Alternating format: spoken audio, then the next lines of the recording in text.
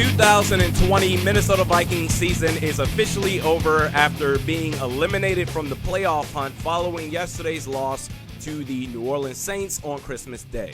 The offense, they did their job. They scored 33 points, although they did score a touchdown in garbage points. So I will give them credit for 27 competitive points. And that's despite the fact that, again, we had weak guard play. Dakota Dozier, patchwork, Ezra Cleveland, he's playing out of position. Okay, fine. Conversely, Mike Zimmer's defense gave up 52 points, 583 yards, 7 touchdowns, 6 of which went to Alvin Kamara. And the eye test told me that Mike Zimmer's defense yesterday missed somewhere around the ballpark of, 1,000 missed tackles yesterday. And it's funny how this has come full circle because at the beginning of the season, Mike Zimmer said, I've never had a bad defense ever. And after yesterday's loss, he said, yeah, I've got a bad defense. Worst that I've ever had. We just got to get our players back. Danielle Hunter, Anthony Barr, and Michael Pierce, once they get back, everything will be just fine. Really? Okay, if you say so. In fact, let's do a deep dive here. When you talk about the players that we lost, Danielle Hunter out for the year, Michael Pierce, he opted out for the year, Anthony Barr, he was on IR. The defensive line, you went from Danielle Hunter, that's a loss, 100%. You downgraded from that to Yannick Ngakoue. It's a respectable drop-off. Yannick Ngakoue is a damn good edge rusher, and the Vikings had no intention of trading for Yannick Ngakoue for the sake of, let's pair him with Danielle Hunter, and it's going to be absolutely reckless. Hell yeah, no. You traded for Yannick Ngakoue because you knew, despite the fact that you were talking about this tweak with Danielle Hunter's neck injury, you knew it was potentially serious and long-term. You traded for him, Yannick Ngakoue, for the sake of replacing Danielle Hunter. The opposite side, Ifeadi Odenigbo, you were planning for him to start this whole time. So that's a starter that you retained.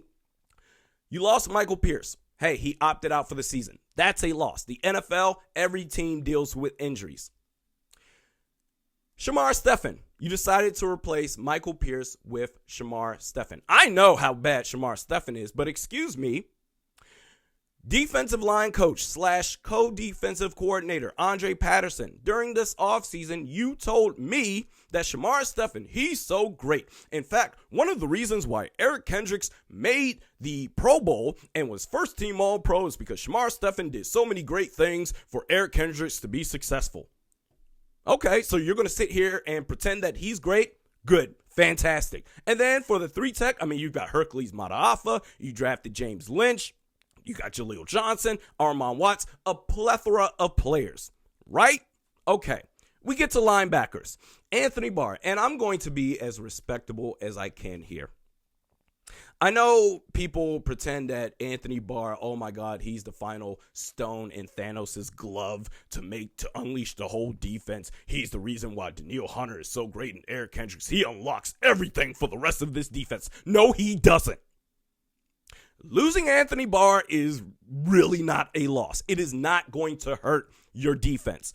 The cornerbacks, you knew that was going to be an issue after seeing so much turnover this past offseason, which is why you addressed it in the draft. And last time I checked, you still had your starting safeties from last year this time around. Combine that with the fact that you have a well-respected defensive line coach in Andre Patterson. You promoted the great Adam Zimmer that he is. Nepotism much? You brought in Dom Capers, and you have the defensive guru himself, Mike Zimmer. There's so much firepower on this defense, we should be unstoppable.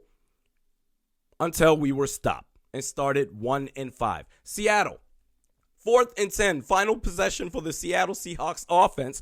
4th and 10, Cam Dantzler was getting killed the entire game. 4th and 10, you left Cam Dantzler on an island with one of the best receivers in the league, DK Metcalf. First down before ultimately scoring that touchdown. Is that because Danielle Hunter was out for the year? The Atlanta Falcons, you lost to the previously winless Atlanta Falcons team. Is that because Michael Pierce wasn't on the team? What about the Dallas Cowboys? What about them? They're 5-9. I guess they're still technically in the hunt because they're trying to win that illustrious NFC East Division crown. You lost to the Cowboys. Is that because there were no fans in the stadium? And then we get to yesterday. Oh my God. Final possession for the Vikings in the first half. Talk about this shitty-ass 2-minute drill. The Vikings, what was this? 2nd down, 33 seconds left. The Vikings complete a pass, and Mike Zimmer allows the clock to shave 21 seconds before calling a timeout with 12 seconds left. Wow. Talk about clock management. Is that because of COVID? Really? That's amazing. The season is over, so you have to ask yourself, where are the Vikings going from here? Where are they trending? Oh, if we just get our players back, everything will be just fine. We'll be back at full force. You'll see Mike Zimmer will prove you wrong and do what? Maybe make the playoffs? Get smashed in the first round? That is, unless you're playing the New Orleans Saints in the playoffs? You can't do an 8th season of this. It's over. There's nothing left to see here. We need a GM who's going to take his job seriously and a head coach who can coach based off of his personnel instead of his own fucking ego and is somewhat competent at clock management. Well, who are you going to replace him with? Randy, Mike Zimmer, he's the greatest thing that we've ever had. You don't want to be the Detroit Lions, do you? I got 3 replacements right now. Number 1, Eric Bieniemy, OC of the Kansas City Chiefs. Number 2, Brian DeBall, OC of the Buffalo Bills. And push come to shove, worst case scenario, you can hire the blackest part of my ass. I'm serious. Scrape a sample off the blackest part of my ass, give it a headset, and that can be our new head coach. Because I know exactly what I'm getting from Mike Zimmer. I don't want fucking continuity that everybody's been talking about this whole time. I said, this is stupid. Why would you give this man an extension? He needs to get over the hump. The man said it himself. I need to get over the hump. Reward you! Merry Christmas! Here's a contract extension. Absolutely amazing. This podcast is brought to you by Modest Brewing. Modest Brewing, they offer a wide variety of brewskis. They are open 7 days a week for curbside pickup and takeout. They also offer delivery from Thursday to Saturday. You can visit them at modestbrewing.com. That's modestbrewing.com. Speaking of which, we're going to give away a $25 gift card to one random person selected, let's say on Sunday. What's today? Saturday? Okay, yeah. So tomorrow at, let's say, noon, Minnesota time, so that's Central Standard Time, where do you see the Vikings headed? Is Mike Zimmer just an Anthony Barr, a Danielle Hunter, and a Michael Pierce away from regaining his powers as a defensive guru to compete for a championship?